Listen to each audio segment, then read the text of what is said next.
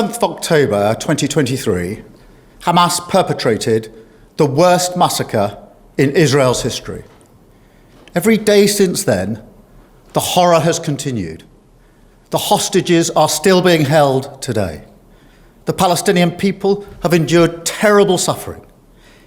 Now, in Gaza, because of a catastrophic failure of aid, we see starving babies, children too weak to stand, images that will stay with us for a lifetime. The suffering must end.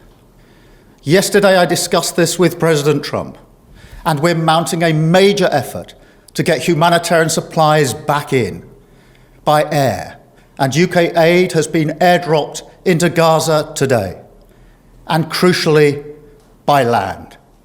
We need to see at least 500 trucks entering Gaza every day. But ultimately, the only way to bring this humanitarian crisis to an end is through a long-term settlement. So we are supporting the US, Egyptian and Qatari efforts to secure a vital ceasefire. That ceasefire must be sustainable, and it must lead to a wider peace plan, which we're developing with our international partners. This plan will deliver security and proper governance in Gaza and pave the way for negotiations on a two-state solution.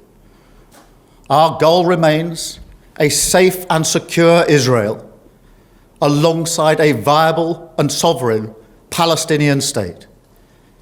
But right now, that goal is under pressure like never before. I've always said that we will recognize a Palestinian state as a contribution to a proper peace process at the moment of maximum impact for the two-state solution. With that solution now under threat, this is the moment to act.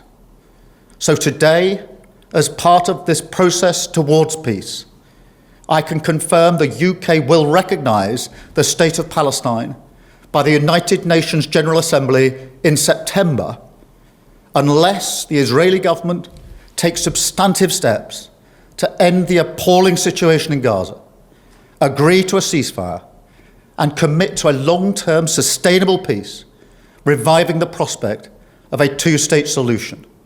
And this includes allowing the UN to restart the supply of aid and making clear that there will be no annexations in the West Bank.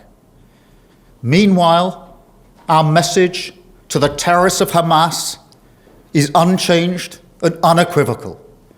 They must immediately release all of the hostages, sign up to a ceasefire, disarm, and accept that they will play no part in the government of Gaza. And we'll make an assessment in September on how far the parties have met these steps. But no one should have a veto over our decision. So this is the way forward. We will keep working with all our international partners to end the suffering, get aid flooding into Gaza, and deliver a more stable future for the Middle East. Because I know that is what the British people desperately want to see. Thank you.